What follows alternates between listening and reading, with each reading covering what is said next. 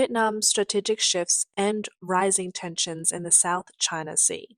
On August 5th, a CSB 8002 Vietnamese Coast Guard ship arrived at Manila Port in the Philippines, marking it a historic first. On August 9th, the ship will participate in joint exercises with the Philippine Coast Guard, drawing significant international attention. Many believe this signals closer coordination between Vietnam and the Philippines on South China Sea issues, sending a clear message to Beijing. In fact, back in January, Philippine President Ferdinand Marcos Jr. and the Vietnamese President signed a security cooperation agreement on maritime defense.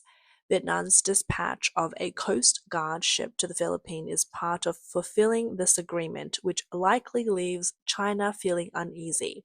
Once close allies in the socialist bloc, Vietnam and China now find themselves at odds. It's worth noting that when the Vietnamese Coast Guard ship set sails for the Philippines, Vietnam's Ministry of Defense emphasized that this visit holds significant political importance. A spokesperson for the Philippine Coast Guard also stressed that despite competition between two nations, there is room for cooperation. Su Zhiyun, Director of Division of Defense Strategy and Resources in Taiwan, pointed out that while Vietnam maintains a seemingly good relationship with China, deep down it harbors significant hostility towards Beijing. In a more significant move, on July 17th, Vietnam filed a claim with the United Nations for an extended continental shelf, opposing China's claims in the South China Sea. Some believe that Russian President Putin's visit to Vietnam gave the Vietnamese the confidence. While this perspective has some validity, it doesn't fully capture the situation. Cooperation between Russia and Vietnam in the nuclear power sector could indeed reduce Vietnam's reliance on Chinese electricity, but building a nuclear plant takes time. Putin's visit provided Vietnam with political and economic support, which might be even more crucial. Another key event was the visit by U.S. naval forces to Cam Ranh Bay. On July 9th, the flagship of the U.S. 7th Fleet USS Blue Ridge and the U.S. Coast Guard's USCGC Monroe arrived at Cam Ranh Bay for a 5-day visit. The Blue Ridge commands the entire Indo-Pacific, and the Monroe specializes in maritime disputes. The U.S. visit sent a clear message to Vietnam. The U.S. Coast Guard is ready to help Vietnam deal with China, and the U.S. Navy has Vietnam's back. It seems Vietnam believes the time is right to assert itself in the South China Sea. However, Vietnam's ambition likely extend beyond just the South China Sea. They also have their eyes set on unifying the entire Indochina Peninsula. Upon taking office, Vietnam's new leader, To Lam, immediately visited Laos and Cambodia to strengthen ties in the area. This ambition traces back to the French colonial period when Vietnam, Laos, and Cambodia were collectively known as French Indochina. To the Vietnamese, the entire Indochina Peninsula should naturally be under their influence. Controlling the peninsula would provide Vietnam with strategic depth and elevate it to the regional power status. This geopolitical goal is similar to Japan's historical desire to control the Korean peninsula for security. Vietnam began its efforts to penetrate Cambodia and Laos right after the Vietnam War, even engaging in conflict with Thailand over these ambitions. The Sino-Vietnamese War of 1979 was also China's attempt to pressure Vietnam into withdrawing from Cambodia and Laos. Vietnam is well aware that China will not allow it to dominate the Indochina Peninsula, but seeing China's economic downturn combined with the U.S. efforts to contain China and Russia's support, Vietnam feels the time is to act right now. Strengthening economic cooperation with Laos and Cambodia is at the top of To Lam's agenda. Vietnam once stationed 40,000 troops in Laos to help suppress Thailand-backed separatist forces. In Cambodia, Vietnam supported a puppet regime for 14 years, with deeply entrenched interests rivaling those of China. This time, To Lam brought the governor of Quang Tri province on his visit to Laos. Quang Tri, located in Vietnam's narrow section, is the closest route for Laos to access the sea. While China previously helped Laos build a railway to Thailand, Vietnam is now offering a cheaper and quicker route through Quang Tri. China had initially planned to build a canal in Cambodia to bypass Vietnam's Mekong River delta. But Vietnam has been negotiating with Cambodia to offer discounts on Mekong River passage fees. For China, Vietnam's recent hardline stance on South China Sea and the Indochina Peninsula issues presents a challenging situation. Once close allies, China and Vietnam has seen their relationship evolve dramatically from comrades in the 1950s and 60s to near conflict in the late 1970s and now to strained ties. In 1972, President Nixon initiated the normalization of US-China relations. The two countries found common ground in countering Soviet expansionism, leading to a de facto strategic partnership. The US promised to gradually reduce its military presence in Taiwan, while China worked to persuade North Vietnam to hold off on military actions against the South. After the US withdrew from Vietnam, North Vietnam decided to launch a full-scale assault on South Vietnam in 1975. Despite strong opposition from China, North Vietnam proceeded with its plans, ultimately capturing Saigon and unifying Vietnam. China, deeply displeased, immediately cut off all aid to Vietnam, and the relationship between the two countries deteriorated rapidly. In 1978, Vietnam sent troops into Cambodia, overthrowing the China-backed Khmer Rouge regime and installing a pro-Vietnam government. This deeply unsettled China, leading to the Sino-Vietnamese War in February 1979.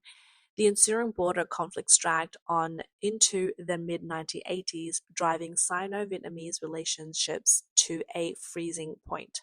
After the Cold War, relationships between China and Vietnam normalized, but tensions and disagreements, particularly over the South China Sea, persisted. Although the two countries maintain a facade of friendship, there is a deep mistrust and competition beneath it all. Declassified Vietnamese documents reveal that Vietnam's viewed China as untrustworthy, accusing China of aggressively interfering with Vietnam's effort at national unification. The complete breakdown of Sino-Vietnamese relationship has left both countries with deep historical scars. China's Belt and Road Initiative is a major strategy to expand its influence in Southeast Asia and reshape the regional order. Vietnam, however, remains highly cautious, fearing a loss of autonomy and regional dominance under China's leadership. A prime example is the China-Vietnam Railway project, which has been under discussion for 16 years. Vietnam has continually raised demands and suggestions regarding the project's progress and details. In 2016, Vietnam attempted to bring in Japan to counterbalance China, fearing disadvantages in management and benefit sharing. To this day, the project has yet to start. China's cooperation with Laos and Cambodia has further strained Sino-Vietnamese relations. In 2016, China initiated the construction of the China-Laos Railway, which opened in December 2021. Now, Chinese goods no longer need to pass through Vietnam. In 2020, China and Cambodia began constructing a canal from the Mekong River to the port in Cambodia's Kep province near the Thai border.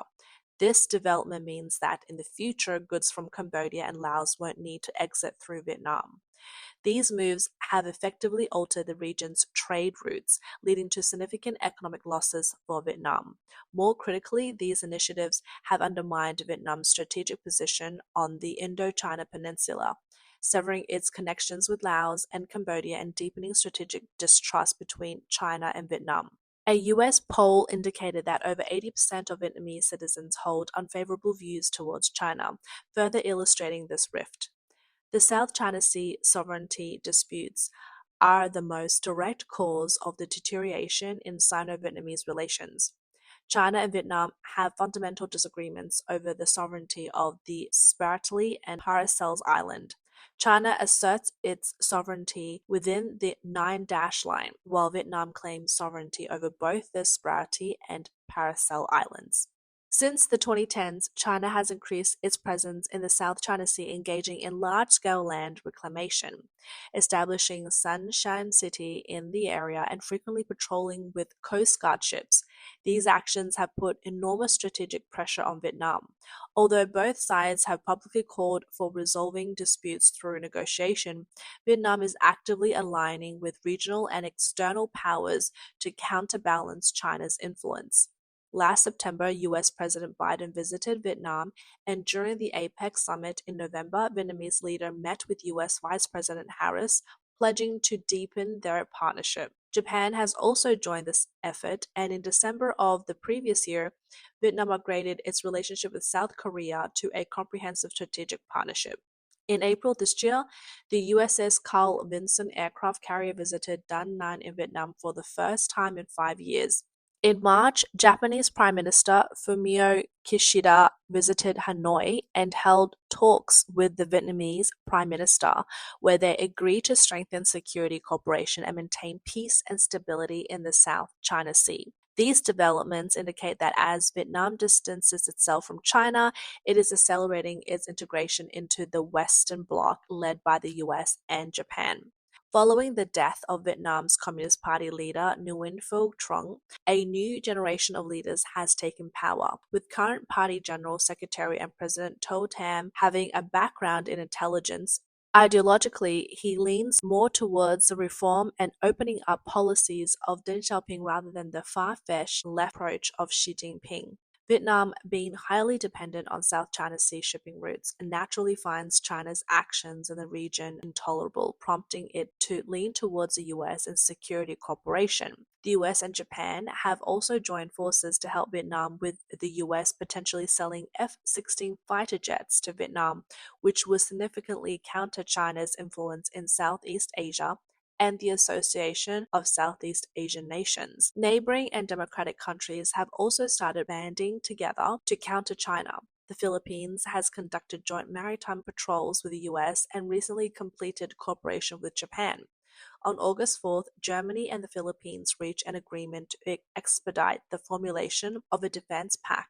As directly involved parties, it's no surprise that Vietnam and the Philippines have chosen to team up for mutual protection. In response to the growing alliance between Vietnam and the Philippines, China is likely to intervene. Late last year, Xi Jinping visited Vietnam, attempting to leverage ideological ties by emphasizing their shared status as communist parties, urging Vietnam to maintain one-party rule and resist peaceful evolution. However, China and Vietnam have diverged significantly in their respective paths of reform and integration into the international community. China embarked on its reform and opening up in 1978, while Vietnam began its Doi Moi reforms in 1986. Since then, Vietnam's reform pace has far outstripped China's. Vietnam's achieved direct elections for National Assembly members in 2007, granted citizens the right to recall leaders, lifted press and internet bans, essentially established judicial independence, abolished the household registration system, and required officials to disclose personal assets. Economically, Vietnam's GDP growth rate in 2022 reached 8%, the highest globally and a 25-year record. Vietnam's integration with the West and the international community far surpassed that of China. Currently, Vietnam enjoys a favorable status in terms of international standing and influence.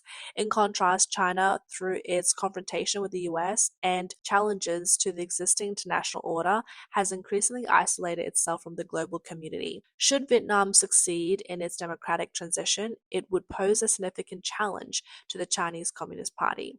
Domestic opposition to Xi Jinping could use Vietnam's reform as a benchmark, criticizing Xi for abandoning Deng Xiaoping's policies and ending the era of reform and opening up.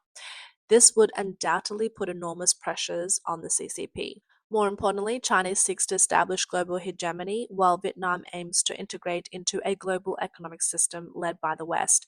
These are fundamentally different strategic goals. Seeing China's current economic difficulties, Vietnam is unlikely to sign any substantive agreements with China based on its practical interest. For interest, despite China being the world's largest producer of rare earths and Vietnam ranking second, the two countries did not reach any agreement on rare earth cooperation during Xi's visit to Vietnam in December last year. Instead, the US and Vietnam reached a rare earth cooperation agreement during President Biden's visit to Vietnam in September. Currently, the Sino-Vietnamese relationship is largely superficial. Vietnam focuses on balancing great power, aiming to maintain a certain distance from China. If China cannot offer sufficient economic benefits, Vietnam will lean more towards the US and Japan. However, China has persistently tried to entice Vietnam into joining a community of common destiny, hoping Vietnam would establish closer ties with China in economic, political, diplomatic, and military areas similar to Cambodia, Laos, and Myanmar. Vietnam has firmly resisted this effort. In a final compromise, Vietnam agreed only to the English term shared future rather than the Chinese proposed common destiny, highlighting the underlying difference between the two countries. China expert Wang He suggests that the contradictions between the CCP and the Communist Party of Vietnam run deep, making it difficult for them to align. Vietnam's foreign strategy is more flexible, practical, and proactive, and it is currently in its strongest international position. In contrast, the CCP is under pressure by many and could collapse at any moment. In this context, it's unlikely that Vietnam would form any community of shared destiny with China.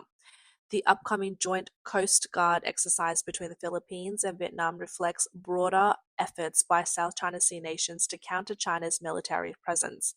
However, on August 2nd, a Chinese military drone began tracking flights near the Vietnamese coast. Many observers believe this move is counter to the goal of maintaining regional peace and stability, drawing strong disapproval from the international community, including Russia, further accelerating tensions. On August 4th, China's Coast Guard announced that it was conducting full monitoring and control over Filipino vessels in the waters near Sabina Shoal. CCP's insistence on viewing the South China Sea as a core interest and its refusal to concede on sovereignty issues have drawn significant attention. By breaking its promise not to militarize artificial islands, it has sparked widespread skepticism from the international community. This is much like the Sino-British joint One Country, Two Systems declaration for Hong Kong, which was broken by the CCP way before its 50-year promise. China's inconsistent actions have made it difficult to trust and reinforces the perception that the CCP is a growing threat. Under these circumstances, South China Sea nations are realizing that facing China's escalating military presence and provocations alone will be risky and costly. Only by joining forces can they effectively protect their sovereignty and defend peace in the South China Sea. This context makes the joint effort by the Philippines and Vietnam more understandable. China's hardline stance in the South China Sea is not only alienates its neighbors, but also alarms external powers. The United States, Japan, Australia, and India have all expressed serious concerns over China's militarization efforts, urging China to comply with international law and uphold freedom of navigation and flight. If China continues its current course despite international opposition, it may face broader countermeasures and increased diplomatic isolation. This could lead to significant challenges for China in managing its regional relationships and maintaining its international standing.